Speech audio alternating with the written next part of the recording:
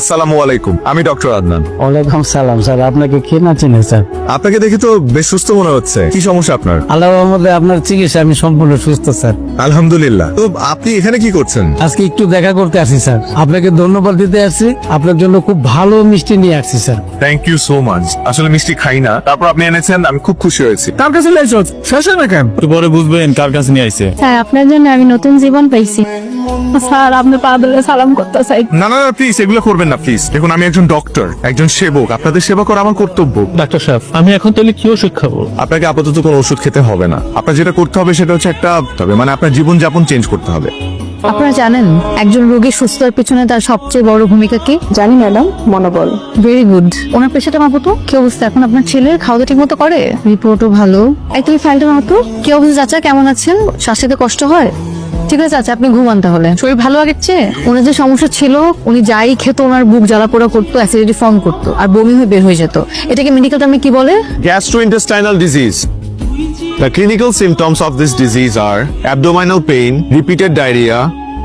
আমার কথা তাহলে তোমার মনেও পড়ে? তোমার কি মনে হয় মনে পড়ে না? মনে পড়ে না। পেশেন্ট দেখতে আসছিলে নিশ্চয়ই, হুট করে আমার সাথে দেখা হয়ে গেল। তার মানে তুমি কি বলতে চাও, প্রফেশনাল লাইফের বাইরে আমার পার্সোনাল লাইফ বলে কিচ্ছু নেই? তোমার সাথে পরিচয় হওয়ার পর থেকে তো তাই দেখে আসছি। ম্যাডাম, তাহলে আমাদের প্রেম হলো কিভাবে বলেন তো? ভুলে গেছেন?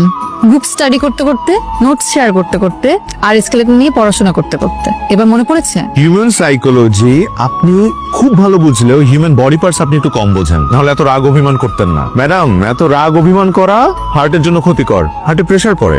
আমার হার্ট নিয়ে আপনার এত ভাবতে হবে না, আপনি আপনার পেশেন্টের হার্ট নিয়ে ভাবে। সারা, আমাদের প্রফেশনটাই তো এরকম। আমরা বেঁচে থাকি অন্যকে বাঁচিয়ে রাখার জন্য। এই যে মানুষগুলো অসুস্থ হলে সবকিছু ছেড়ে ছুড়ে আমাদের কাছে চলে আসে আমাদের ভরসা করে, আর আমরা আমাদের সময়, জীবন, স্বপ্ন সবকিছু ত্যাগ করে তাদেরকে সুস্থ করে তুলি। এটা আমাদের দায়িত্ব না, কর্তব্য না? আন্দান, আমি জানি তুমি তোমার প্রফেশনে কতটা ডেডিকেটেড, এটা আমার চেয়ে ভালো আর কেউ জানে না। I always feel proud of you. আমার আর কিচ্ছু লাগবে না, আমাকে শুধু ভালোবাসলেই চলবে, বাকিটা আমি সামনে নিব। চলো। আদনান, এ সপ্তাহে কোথায় যাচ্ছ?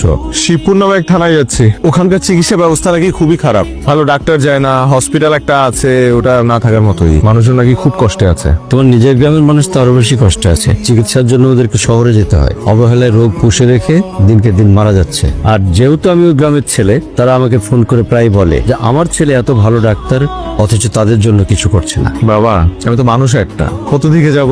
সপ্তাহে 6 দিন হসপিটালে ডিউটি করি, একদিন ছুটি পাই। সেই একদিনও আমি বিভিন্ন জেলায় ঘুরে বেড়াই সুবিধা বঞ্চিত মানুষদের সেবা দেওয়ার জন্য। তুই কথা বলতে বাবা, আমি তো শুধুমাত্র আমার গ্রামের মানুষদের জন্য ডক্টর হইনি। আমি আমার সামর্থ্য অনুযায়ী দেশের মানুষদের সেবা করে যেতে চাই। তারপরে বাবা, তুমি যেহেতু